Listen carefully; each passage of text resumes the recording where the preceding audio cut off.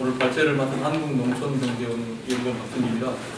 먼저 이렇게 매 5월 이렇게 공부를 열심히 하시는 것 같은데요. 이 자리에 초대해 주셔서 감사합니다. 근데 이 자리에 부응하는 자료를 제가 들고 왔는데 조금 고민이 있습니다. 무슨 말씀이냐면, 이 연구는 사실은 이제 아까 황 박사님께서 말씀하셨습니다만은 그 재정 문제, 그러니까 투융자 문제에 대해서 주로 이제 중앙정부 입장에서 어떻게 볼 거냐 이런 분들이 많았거든요. 근데 이거를 이제 지방정부 입장에서 한번 들여다보자 이렇게 해서 이제 추진했습니다. 그리고 이 연구가 뭐 이 자리에서 제가 한 게 아니고요. 2011년에 저희 농촌경제연구원의 기본연구원으로 추진했는데요. 사실 그러고 그 뒤에 좀 더 한번 한 단계 더 들어가 봐야 되는데 그러지 못하고 한 2년을 이렇게 이제 그냥 묵혔던 것을 정리를 한 것이어서 하나는 좀 죄송스러운 마음이 있고 또 이런 부분에 좀 더 관심을 가지고 시간을 투입해야 되는데 그러지 못한 것에 대한 아쉬움 이런 것들이 있다는 말씀을 먼저 드리고 그 발표를 드리겠습니다. 뭐 따로 파워포인트 준비된 건 아니고요. 자료를 가지고 말씀드리겠습니다.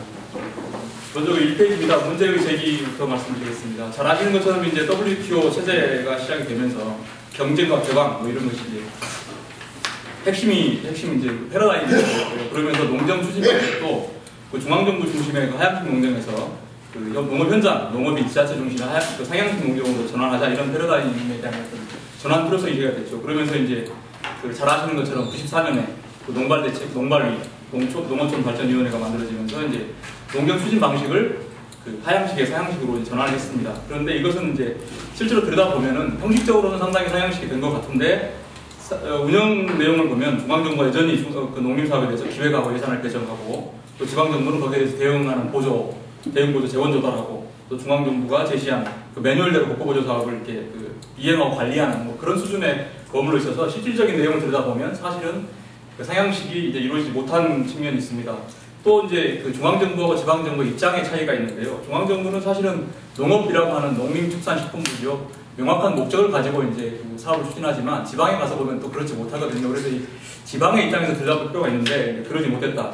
그 지방에 가면 농업뿐만 아니라 이게 이제 농민 자체가 또 지역민이기 때문에 사회적인, 뭐 복지적인 뭐 이런 것까지 고려를 해야 되는 굉장히 복잡한 문제들을 가지고 있습니다.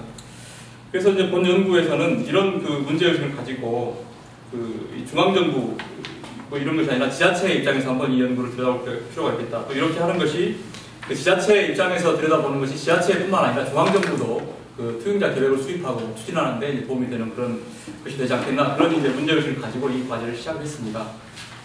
2페이지입니다. 그럼 먼저 간단하게 그 지방 재정의 특성, 또 농림 예산의 추이 좀 큰 틀에서 한번 보겠습니다. 이게 이제 사실 이런 연구가 저희 이제 연구원에서 처음 시도된 거다 보니까 이제 좀 거시적인 그런 부분들을 먼저 들여다보고 그 사업을 이렇게 분석하는 그런 식으로 연구를 추진했습니다. 뭐 잘 아시겠습니다만 지방재정이라고 하는 것, 이것은 중앙정부하고의 관계 속에 있는 것이기 때문에 국가, 중앙정부하고 지자체 간에는 이제 재정이라고 하는 분권화가 돼야 되죠. 우리나라 같은 경우 특히나 이제 국세 비중이 굉장히 높은 그런 조세 시스템을 가지고 있기 때문에 지방으로 분권화가 이루어져야 되고요. 또 그걸 받은 분권화의 어떤 그런 것을 받은 지방정부는 지방정부 간에는 이제 지역적인 특성이나 여러 가지가 있습니다만 그래도 그런 어떤 여건에 맞는 형평성 문제가 이렇게 이제 유지가 돼야 되고요. 그 다음에 이제 특히 중요한 것이 이 지방정부는 예산을 이 지방재정을 가지고 효율적으로 하려고 된다. 그러니까 재정 가지고 효율성 얘기하면 조금 무슨 그런 얘기를 하나 이럴 수 있지만 상대적으로 그렇다는 것입니다. 중앙정부보다는 지방정부가 재정을 집행하는 데 있어서는 더 효율적인 자원배분 효율성 이런 것들이 이제 강조가 될 필요가 있겠다. 이런 그 말씀을 드리고 이런 특징을 가지고 있다는 것, 상호 관계에 대해서 말씀드렸습니다.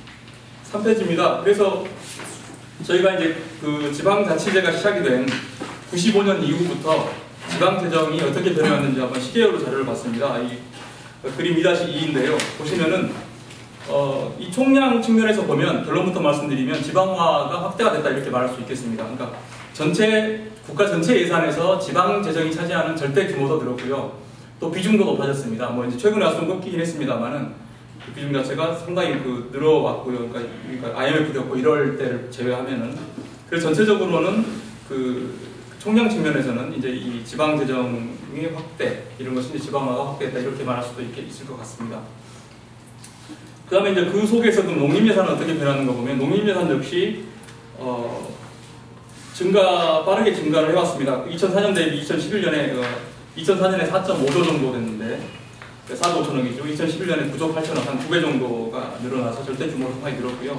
그다음에 증가하는 속도도 꽤 빨라져서 그림 2-3 보시면은 2004년에 한 전체 그 예산, 지방 예산에서 농림, 해양, 수산 그 예산 비중이 5.1%였는데 한 7% 정도까지 올라와 있는 것을 확인할 수 있습니다. 근데 이런 것도 여러 가지 요인이 있겠습니다만은 이제 뭐 일반 예산이 확대가 되고 이런 것도 있겠습니다만은 직불제가 시행이 되면서 직불제가 지방으로까지 재선이 그렇거든요. 직불제가 국고보조 100% 사업이지만 지방정부로 가서 지방정부가 그걸 받아서 이렇게 하기 때문에 그것이 또 지방정부 예산에 포함이 되게 됩니다.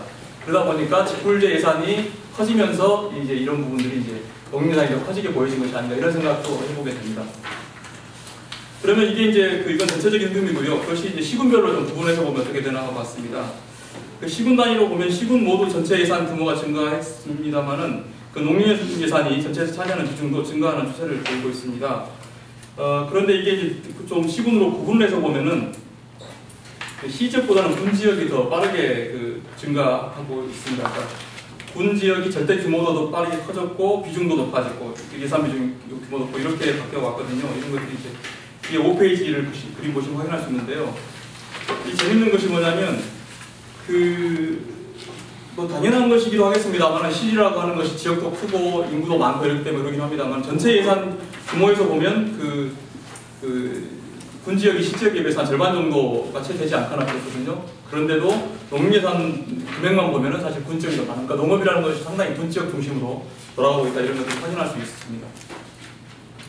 5페이지에 이제 세 번째 말씀드리겠습니다. 지금까지는 전체적인 큰 재정 규모 측면에서 말씀드렸고, 그러면 이제 지방정부의 재정력하고 농림예산의 관계를 한번 말씀드리고 있습니다. 이거는 제가 그렇게 했습니다. 2011년 당시에 지자체, 시군구, 자치구까지 포함해서 한 273개 정도의 시군구가 있습니다만 그 중에서 도시에, 광역시에 있는 구 빼고 그 다음에 농업 비중이 낮은 지역 빼고 다 이렇게 빼고 보니까 저희가 분석 대상이 134개 시군이 대상이 됐습니다. 이 134개 시군을 가지고 이 재정력 대비 농림예산의 관계를 한번 분석을 해봤고요. 그 다음에 이제 세부 사업을 분석하기 위해서는 이걸 전체 134개를 시군을 제가 다 다룰 수가 없어가지고 충남, 대표적인 농업지역이 충남, 전북, 경남 이렇게 세 지역 시군, 45개 시군을 가지고 세부 사업에 대한 분석을 했었습니다.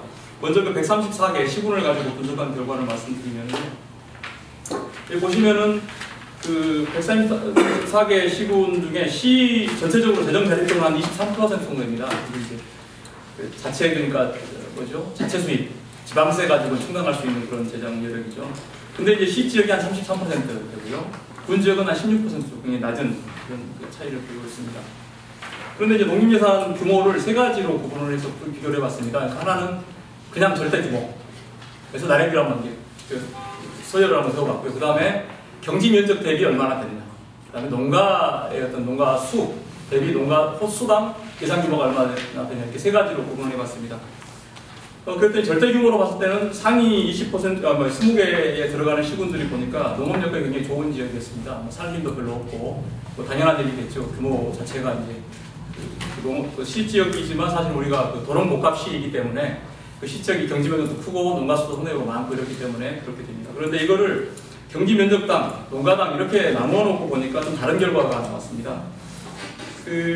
아래 3-2 표를 보시면은 경지 면적당 예산으로 보면 상위 이렇게 20개씩 하면 상위 20개, 하위 20개 이렇게 구분을 해봤는데요. 상위로 보니까 군 지역이 대부분이 경지 면적당 농림예산 규모가 컸습니다.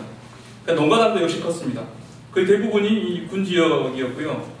시 지역은 대부분 하위에 들어가 있었습니다. 그러니까 농가당으로 하거나 경지 면적으로 하거나 물론 이것이 예산이 규모 경제가 작동한다 이렇게 말할 수도 있지만 어쨌든 이런 결과를 보이고 있고 특히 군 지역 같은 경우는 상대적으로 여러 가지 지역들, 그러니까 경지 면적도 작지만 산림 면적들이 굉장히 많은 지역들이었거든요. 산간 지역들 이런 지역들이 오히려 경지 면적당 혹은 농가당 예산을 많이 투입하고 있는 것으로 나타났습니다. 그 다음에 이제 이건 농림예산 규모라고 본 것이고요. 7페이지입니다. 재정력하고 관계를 봤습니다. 재정 자립도를 이제 그냥 대표적인 이제 재정력을 나타내는 지수이기 때문에 재정 자립도하고 지방 농림예산 비중의 관계를 봤는데 앞에 3-1 그림에 보시는 것처럼 이게 이제 부의 관계를 가집니다. 재정력이 높을수록 농림예산 비중은 낮은 것으로 아무래도 아까 말씀드렸습니다만 재정력이 높은 지역이 시 지역이기 때문에 이제 이런 결과가 나타날 거라고 보여지는데요. 그런 것이고요. 그 다음에 이제 여기서 제가 농림예산 비중이 평균이 한 16.2%인데 이보다 높은 시군들이 63개, 134개 중에서 63개 시군이 있었는데 이 중에 재정 자립도가 평균 이하인 시군이 60개로 나타났습니다. 그러니까 재정 자립도가 낮더라도 농림 예산을 상당히 평균 이상으로 투입하는 시군들인데 이 지역들이 거의 한 95%였고요.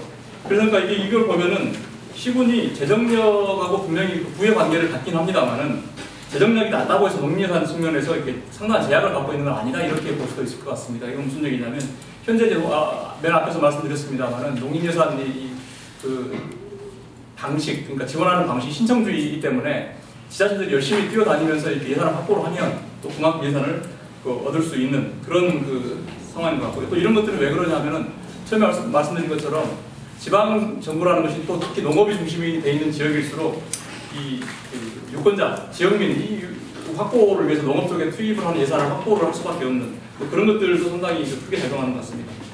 근데 그럼에도 불구하고 이제 일부 지역들 같은 경우는 그 농업 비중이 높음에도 불구하고 이게 재정을 열심히 확보하지 않는 그런 지역들도 또 있어가지고 이런 지역들에 대해서 평가를 한다 이렇게 할 때 농림 예산을 얼마나 확보했는지 이런 비중들도 좀 지표로 활용한다면 조금 더 적극적으로 이런 시군들이 줄어들고 이러지 않을까 이런 생각해봤습니다.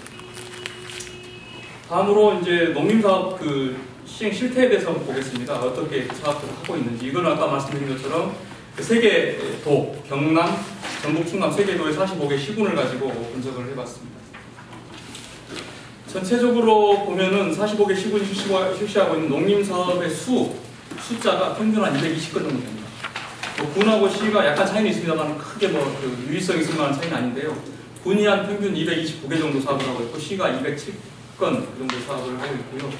그다음에 건단 예산 규모가 상당히 작습니다. 평균 한 2억 7천만 원 정도이고요. 이것은 시군 간의 평균 차이가 별로 크지 않았습니다. 물론 이제 단위 사업으로 보면 굉장히 작은 사업부터 아주 큰 사업까지 있긴 합니다만은 그리고 그 농림예산 규모는 평균 한 607억 정도 되는데요. 군이 한 625, 시 지역이 582억 이렇게 나타났고 그 국고보조금에 대한 의존 비중은 군이 한 45.7%, 시가 한 70% 정도 돼가지고 있고 그다음에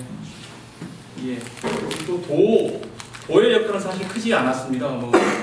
도라는 것이 예산을 이렇게 중앙에서 받아서 이렇게 딜리버리하는 역할이 주로 이렇게 있는 것이지 도가 직접 무엇을 이렇게 기획을 하거나 만들어가지고 이렇게 하고 있다는 그 증거들은 제가 이 연구를 하면서 찾지는 못했습니다. 일부 소수로 있을 수는 있겠습니다만 제가 전체를 이렇게 보는 입장에서는 도가 큰 역할을 하고 있다 이렇게 보여지지는 않았습니다. 그리고 이제 4.2에서는 이제 쌀 직불금 얘기를 좀 드리고 싶은데요. 저희가 이걸 사업을 분석을 하면서 직불금이 아까 앞에서 말씀드렸습니다만 지방 농림 예산이 커진 이유 중에 하나가 직불제일 거다 이렇게 제가 예상을 했던 게 뭐냐면 말씀드렸었는데 이 분석을 해보면 직불금을 여기다 집어넣어가지고 전체 사업에 건수로 이렇게 계산을 하게 되면 굉장히 왜곡을 시킵니다. 그래서 직불제를 제외를 했습니다. 그런데 제외를 하면서 그럼 이 직불제가 어떻게 지방에서는 집행을 하고 있는지를 분석을 해봤는데 이게 재밌는 게 나왔습니다. 지금 경남이나 전북이나 충남이나 다 이제 쌀을 상대적으로 많이 재배하는 지역들이죠. 그런데 이제 경남 같은 경우는 직불 예산으로만 봤습니다. 집행 실적이 아닙니다. 예산이 7.3%, 전북은 16.1%, 충남은 12.1%로 나타나 있습니다. 그런데 표 4-2에 보시면 쌀 고정직불금 지원 현황 이렇게 되어 있는데 이게 예산인데요. 전북 같은 경우는 시군비로 340억, 44억 이렇게 확보를 해놓고 있습니다. 이거 이제 한번 생각을 해봐야 되는 것인데 이것은 예산이기 때문에 또 그나마 도에는 좀 제로로 되어 있는 것인데요. 그 안에 전북의 2009년도의 사례입니다. 이를 보면은 잘 아시는 것처럼 그 쌀 고정직불이라고 하는 것이 100% 국고보조 사업이잖아요. 그런데 지방들이 대부분 자체적으로 재원을 마련해서 농가에 지원을 하고 있다는 얘기를 좀 드리고 싶은 겁니다. 뭐냐면 전북 같은 경우에 보니까 도가 100억을 마련하고요. 그러니까 아까 예산에는 없었지만 실제로 뒤에 결산을 보면 이렇게 되어 있는 겁니다.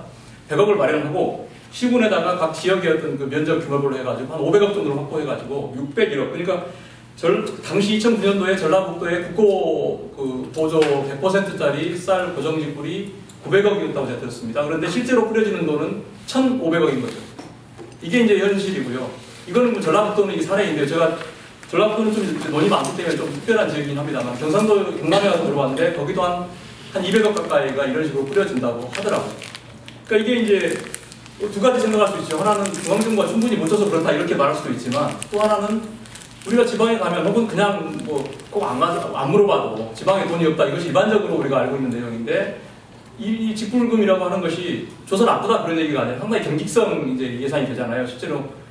그런데 이렇게 돈이 쓰여지다 보면 사실은 지역에 정말 필요한 지역 특화 사업이나 이런 것들을 발굴해서 하기는 상당히 예산 제약을 받게 되는데, 이런 일들이 실제 벌어지고, 또 이것은 순수하게 농가의 지원 이렇게 봐야 될 거냐, 아니면 지자체장들의 어떤 정치적인 그런 필요에 의한 걸로 봐야 될까, 이런 부분으로 상당히 의문이 생기는 그런 부분에서 따로 이렇게 저희가 분석을 해봤었습니다. 그 다음에 이제 그래서 직불제를 빼고 이제 뒤에 부분에서는 이제 그 어떤 예산의 성격별로 분석을 해봤는데요. 순수한 재원별로 좀 말씀드리면, 순수한 자체 사업 시군비를 100% 쓴 사업들을 보면은 사업 건수가 군 지역 같은 경우 한 73건 정도 되고요. 그래서 건당 예산 규모는 한 1억 6천만 원, 굉장히 작죠, 크지 않죠. 1억 6천만 원, 최대한 49억까지 한 사업도 있습니다만 그런 것이고, 그래서 이게 예산이 크지 않다는 것이고요. 작은 소규모 사업들을 주로 하고 있다는 것이고요. 자체 사업이 이제 규모가 그래도 한 15억 이상 되면 좀 큰 사업이다, 이렇게 저희가 사업들을 쭉 이렇게 줄을 세워놓고 보니까 15억 이상 되면 그래도 비교적 대규모 사업이다 이렇게 구분할 수 있겠다 싶어서 이제 15억을 가지고 끊어봤습니다. 그랬더니 15억 이상 되는 사업은 한 2.3% 정도, 건수로 봤을 때 적은 사업이었고, 한 1억 미만이 거의 한 67%를 차지하고 있다, 이렇게 나타났고요. 그 다음에 이렇게 하는 사업들의 내역을 봤는데, 내역도 상당 부분이 생산 기반 사업에 한 35%가 투입이 되고 있고, 그 다음에 투입제 지원, 이게 이제 주로 쌀농가들에 대한 어떤 유기질 비료 지원 뭐 이런 것들인데, 그런 것들이 한 21%, 지역 특화 사업을 하고 있는 것은 한 17%에 불과했습니다. 그리고 중앙정부 차원에서 대부분 이제 그러니까 이 자체적으로 하는 사업인데 주로 생산 기반 사업에 투입이 되고 있다. 이것이 물론 지자체가 해야 할 사업이라고 생각은 됩니다만, 그렇다 하더라도 이게 이렇게 자체 사업이 집중이 되는 것은 좀 문제가 있는 것이 아니냐, 이런 것인데요. 지금 중앙정부 차원에서는 이제 생산 기반 사업 거의 완료된 이런 것으로 이제 평가를 일반적으로 하고 있는데, 물론 유지보수 사업 하는 예산들이 많을 거라고 생각은 됩니다만, 이렇게 자체 사업들이 생산 기반 중심으로 되고 있고 지역 특화 사업 비중이 낮은 것, 이런 것은 상당히 문제가 되는 것 같다. 그리고 생산 기반 사업도 내용을 보니까 경기정리랄지 용배수 관리, 농로 포장 이런 거 있습니다. 필요한 사업도 있습니다. 그 다음에 이제 투입제 지원 비중이 높다는 말씀드렸는데, 이게 이제 벼농업의 산토 공급, 유기질 비료 지원, 육묘 지원 사업, 이런 투입제 지원 사업 상당히 많다. 이런 것들은 좀 예산의 배분 차원에서 아까 맨 처음에 이 지방일수록 예산 배분의 효율성이 중요하다고 제가 말씀드렸는데, 그런 측면에서 봤을 때 이것이 바람직하냐, 이런 이제 의문이 생기는 것이고요. 그 다음에 국고보조 사업 말씀드리겠습니다. 국고보조 사업 같은 경우는 지자체가 평균 한 75사건 정도의 보조 사업을 실시하고 있는데, 이 중에서 이제 광특회계 사업이 한 20건 정도, 그리고 일반 국고보조 사업이 한 53건 정도 되는데, 예산 규모는 뭐 자체 사업보다는 큽니다만 평균 한 4억 2천만 원 정도 되고요. 광특이 좀 더 큽니다. 7억 7천만 원 이렇게 되어 있었습니다. 국고보조 사업도 예산 분포를 보면은, 이게 이제 재밌는 게 산림 쪽에 비중이 40.9%입니다. 이거 상당히 좀 재미있는 결과였습니다. 저희 연구진 입장에서는. 그 다음에 생산 기반이 한 20%, 농촌 개발이 16%, 투입제가 11% 이렇게 돼 있고, 근데 대규모 이제 이 국가 차원에서 사업을 시행하는 것들인데, 이게 산림 관련된 예산 비중이 30%에 이른다. 이게 이제 조금 의문스러운 그런 측면이었습니다. 그리고 또 국가의 보조 사업 중에도 상당히 또 많은 부분이 투입제 지원이 되고, 이것도 역시 이제 비료 지원 쪽이 상당히 많았습니다. 그래서 이 부분들 좀 눈여겨봐야 될 부분이었고요. 광특사업을 보면 광특사업은 뭐 당연히 주로 이제 농촌개발 관련된 사업인 것은 뭐 당연합니다만은, 또 그 안에 들어가 보면 역시 여기도 생산 기반 사업이 또 들어있습니다. 한 16%, 지역 특화 관련된 사업이 한 11% 정도 됐는데요. 이게 이제 잘 아시는 것처럼 광특사업은 포괄 보조 지원 사업이죠. 그럼에도 불구하고 상당 부분 여전히 포괄 보조 지원제도 이제 분석하면 당연히 나오는 얘기입니다만은, 여전히 매뉴얼 방식의 사업이 추진이 되고 있는 것이 사실인 것 같습니다. 특히 생산 기반 사업 같은 경우는 이미 이제 시행 지침에 나와 있는 사업들을 이쪽으로 묶어서 이렇게 지금 하고 있는 그런 것들을 확인할 수 있었고요. 그래서 역시 이제 그런 관행적인 그런 집행 방식이 여전히 유지되고 있다, 이런 말씀을 드릴 수 있을 것 같고요.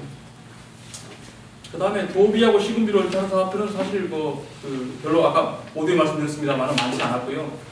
또 이런 사업들도 대부분이 지방 시군 도비하고 시군비만 가지고 하는 사업들도 주로 시군비의 부담 비율이 훨씬 높았습니다. 한 70% 가까이 돼가지고 65% 돼가지고 이게 주로 이제 시군이 필요한 사업을 도에 이제 이렇게 지원을 해서 도비를 일부 이렇게 매칭해서 하고 있는 사업들이고 도가 이렇게 적극적으로 역할을 할 수 있는 그런 여력은 없는 것 아닌가 이렇게 판단이 됩니다.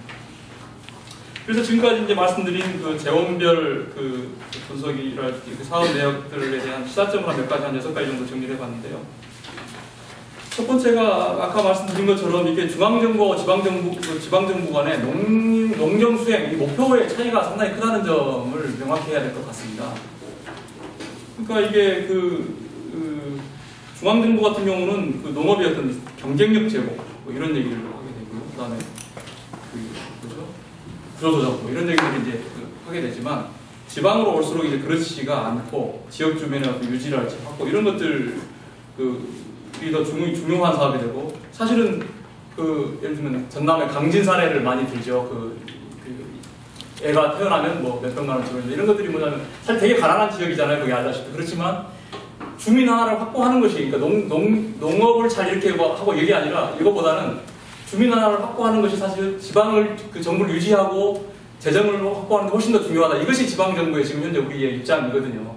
근데 우리는 이제 중앙에서 이렇게 설계를 하고 이렇게 예산을 기획하고 이럴 때는 사실은 이제 농업의 경쟁력이 중요하고 이제 이렇게 들어가는 거니까 그걸 실제로 내려가서 보니 집행되는 과정이랄지 이런 데서는 전혀 다른 그런 것들이 이제 나타난다는 말씀이고 그다음에 직불제 아까 말씀드렸습니다만 이게 직불제라고 하는 것이 이렇게 이제 중앙정부 100% 사업인데 부득이한 사장들은 있습니다. 얘기 들어보면 그냥 김제 같은 경우 제가 그때 현장 갔을 때 그런 얘기 했었어요. 농민들이 닭 잘라가지고 이렇게 시위하면서 이렇게 직불 올려라, 이제 지원해라, 이렇게 이제 쌀 수매해라, 이렇게 이제 요구를 하고 이런 것들이 이제 지역의 특성들이 있고 이렇긴 합니다만 그렇다 하더라도 어쨌든 재정적 측면에서 보면 가능하면 경직성 경비 성격을 갖는 지원들, 보조적 지원들은 축소하고 이런 것이 맞는데 그렇지 못하고 있다 하는 부분들은 좀 짚고 넘어가야 될 것 같습니다. 그 다음에 과다한 투입제 보조 지원 문제입니다. 이게 지금 시군 자체 사업도 그렇고 도비 사업이나 국고보조 사업까지도 투입제에 대한 비중이 상당히 높아 있는데요. 이것들은 이제 다분히 이 정치적인 고려가 많이 들어가 있는 것이 아닌가 이런 생각을 저는 지역을 다니면서 했습니다. 지역에서 제가 물어봤어요. 지역에서 이 투입제 보조 안 하면 안 됩니까? 극단적으로 그랬더니 무슨 얘기를 하면 세 가지 밑에 지금 주에 제가 적어놨습니다만 세 가지 얘기를 합니다. 하나는 다른 시군과의 경쟁입니다.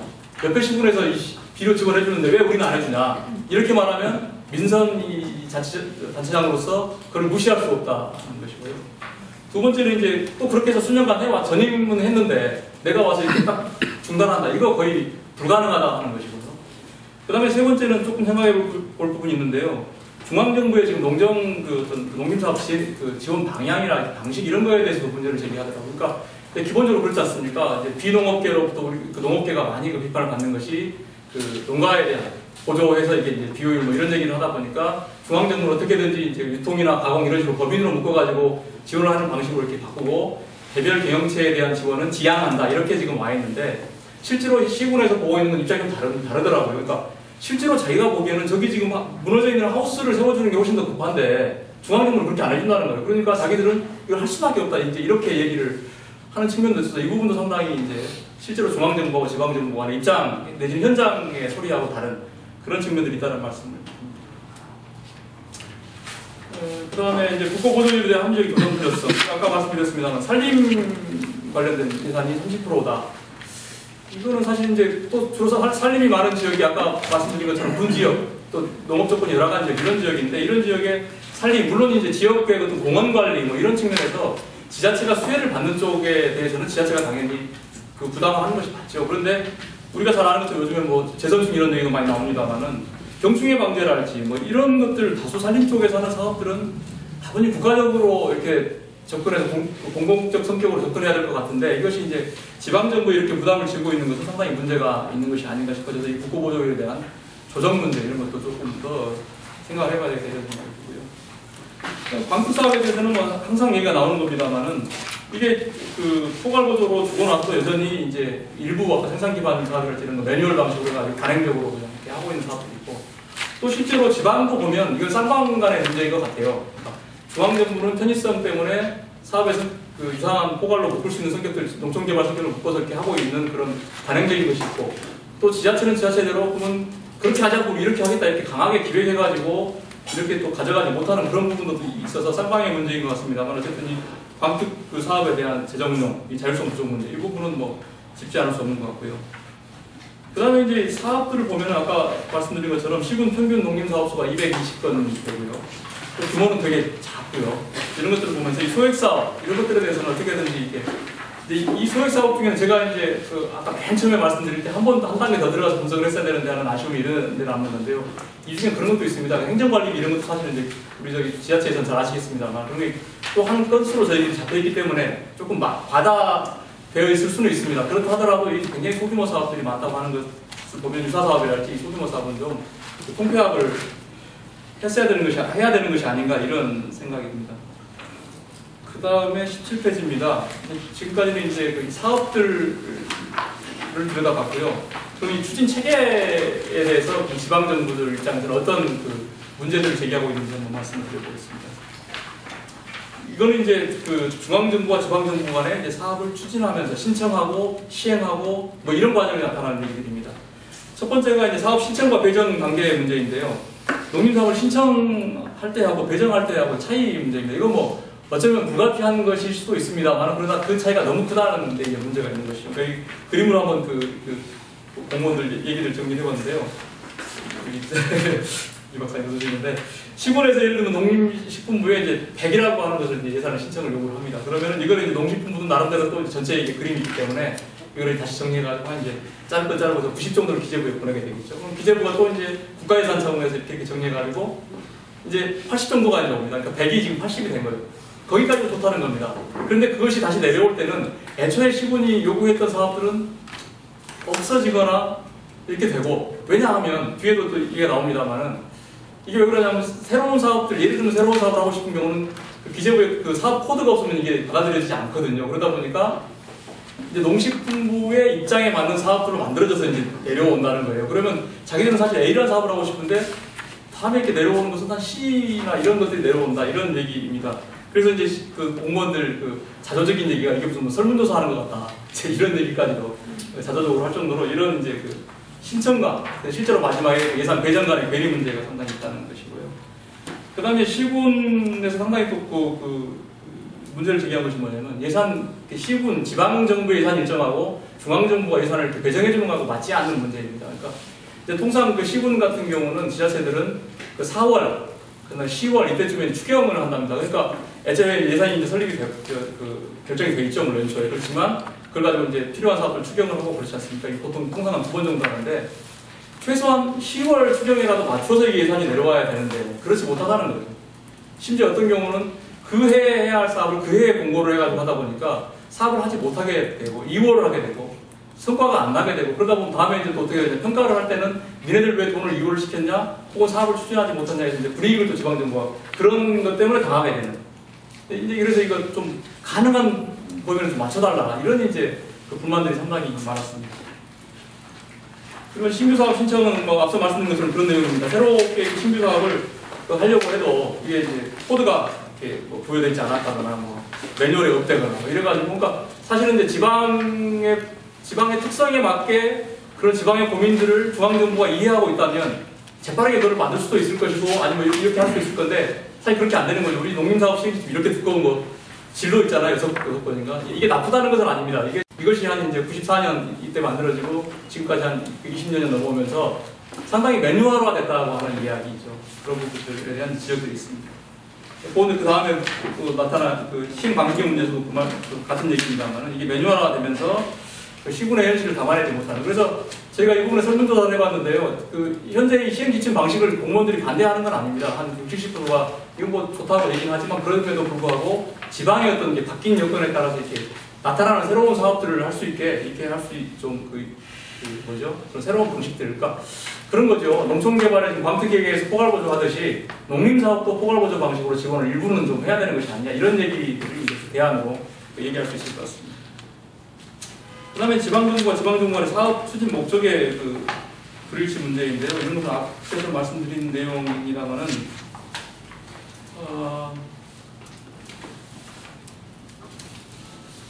그 중앙정부는 말씀드린 것처럼 그 투입자의 방식, 이걸 투입제나 뭐 개별 경영체 보조 이런 것들을 지향한다 이렇게 되어 있지만 실제로 현장에서는 그것이 지향하는 게 맞다고 하더라도 실제 현장에서는 그런 부분이 필요하고 농민들 실제 애로사항을 예산으로 풀어주지 못하는 그런 문제가 있다 하는 그런 지적이고요. 그 다음에 이제 그 중앙정부가 지원한 금액 외에 지방정부들이 이제 추가적으로 자기들 나름대로 보조를 이렇게 시군비를 추가로 이렇게 부담을 해가지고 보조를 늘려버리는 그런 사례들도 상당히 이제 문제가 있는 이런 내용입니다. 아까 뭐 직불제에서 말씀드렸기 때문에 자세한 설명 안 드리겠습니다. 그 다음에 이제 19페이지입니다. 그 사후관리 뭐 이런 문제, 농경 조직 문제 뭐 이런 건데요.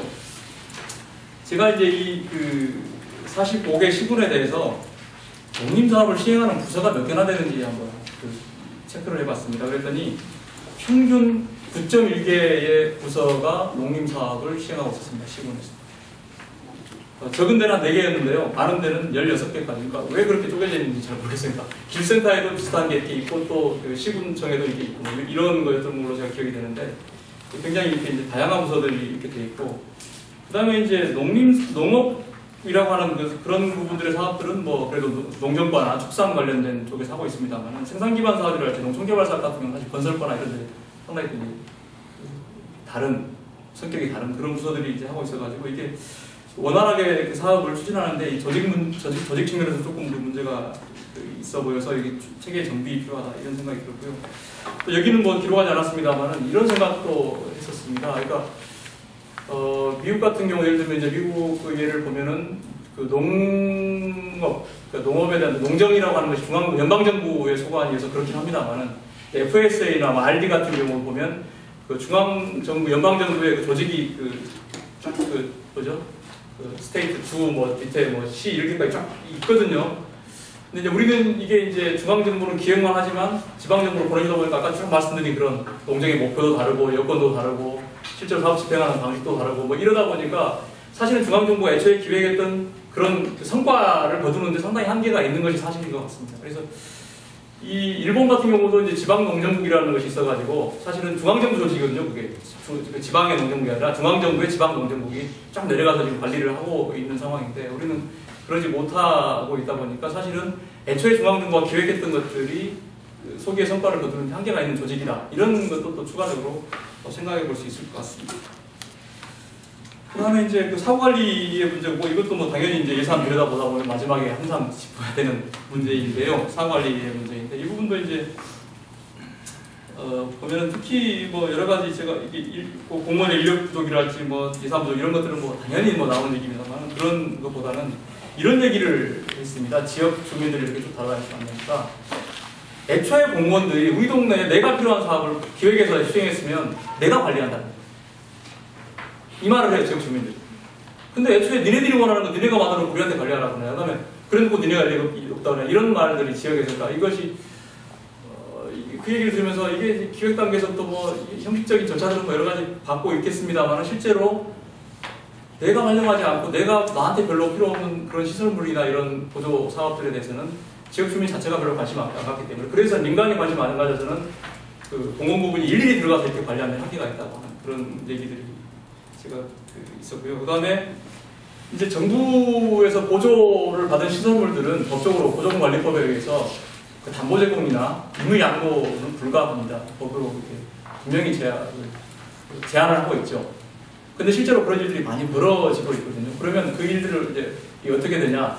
이제 지방의 시군이 그 주체이고 또 보조 받은 시설물에 대한 관리 책임은 지방자치단체한테 있습니다. 그러다 보니까 지방 공무원들이 이제 거기에 대한 보조 문제, 우리 뉴스도 많이 봅니다만 그런 것을 받게 되는데 그래서 여기서 제가 제안을 했던 것은 보존관리법을 좀 그 개정을 해서 부기등기를 하면 어떻겠냐 이런 제안을 했었습니다. 무슨 얘기냐면 우리 그 건물 보면 건물 대장 있지 않습니까? 등기 거기에 이 자산은 국가의 보조를 받는 것이기 때문에 임의 양도나 그 담보제공 부과합니다 이런 문구 하나만 들어가 있으면 사실은 굉장히 큰 그 행정적인 비용을 줄일 수 있겠다 이렇게 그래서 제안을 했었습니다. 그런데 그것이 사실 보존관리법은 농식품부 소관법이 아니잖아요. 농식품부가 어찌할 수 없고, 그래서 이제 사실 지금 올해 와서 이제 그 정부에서 그 경영체, 농업 경영인 그 육성에 관한 법률, 그거를 좀 개정을 해가지고 부기등기에 대한 제도를 도입하겠다 이렇게 지금 추진하고 있습니다만 그게 생각만큼 용이하지는 않은 것 같습니다. 왜냐하면 이게 또 법원하고 또 관계가 있어가지고 등기 관리는 또 법원 소관이고 그래가지고 용이하지는 않지만 만약에 이 부분이 된다면 이 보조금, 받은 이런 시설물 자산에 대한 관리 문제는 상당히 많이 해소가 되지 않을까 이런 그 제가 제안했던 것이 그 다음에 또 이 공무원들 뭐 항상 나오는 얘기입니다만 이렇게 순환보직에 따른 문제들, 정책 실명제 이런 것도 좀 도입을 해가지고 실제로 공무원들이 그런 얘기를 합니다. 인수인계서를 정하고 기 써가지고 하면 좋은데 자기들도 보면은 그냥 가면은 그 다음에는 뭐 네 문제 아니고 뭐 내 문제 아니고 네 문제 됐다 이렇게 이제 되는데 그래서 그런 것도 좀 제도화했으면 좋겠다 이런 얘기들이 제 의견이 아니고 실제 공무원들의 얘기여서 제가 말씀을 드립니다. 이상이 제가 지금까지 연구하면서 이것저것 이제 그 개선할 과제들에 대한 뭐 발견한 사항들을 말씀드리고 그래서 이제 사실 그 20페이지부터는 제가 이제 개선 방향이 이렇게 사실 결론 부분은 양하게 했었습니다. 왜냐하면 논의를 하시면서 이런저런 또 좋은 의견들이 나올 것 같아서 그렇게 했는데 그래서 방안은 결국 지금까지 제가 말씀드린 내용들입니다. 그래서 크게 두 가지 그림 아래 그림 보면 원칙이나 역할에 대한 재정립하고 그다음에 이제 그 추진 체계상의 어떤 정비 문제 이런 것들인데요.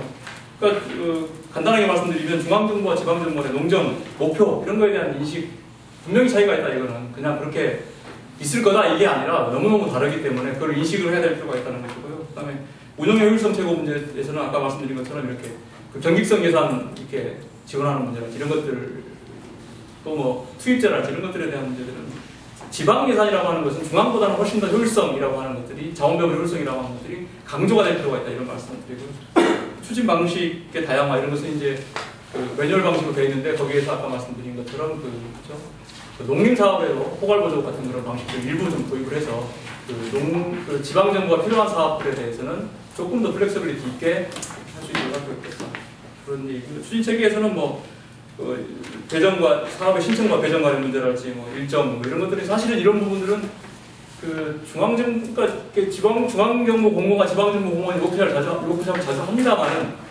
저도 그런 참석을 해서 가끔 이제 이렇게 보면은 그 중앙정부에서 필요한 내용들을 이렇게 전달하는 방식이 되고 그 표현이 적절한지 모르겠습니다만 각각 우리 관계인 것 같은 느낌을 제가 받게 되거든요. 왜냐하면 지방정부도 이렇게 조금 이렇게 예산을 받아야 되는 입장이기 때문에 자유롭게 연결이 안 되는 그런 측면도 제가 약간 느낄 때가 있었습니다만 좀 더 이렇게 그 소통의 문제일 수도 있겠다 이런 생각이 들고요. 뭐 유사사업 통폐합을 사업관리 문제 이런 것들은 뭐 금방 말씀드리고 대신하겠습니다. 그 뒷부분은 자세하게 설명 안 드리고 이 정도로 제 발표를 마치겠습니다. 네, 감사합니다.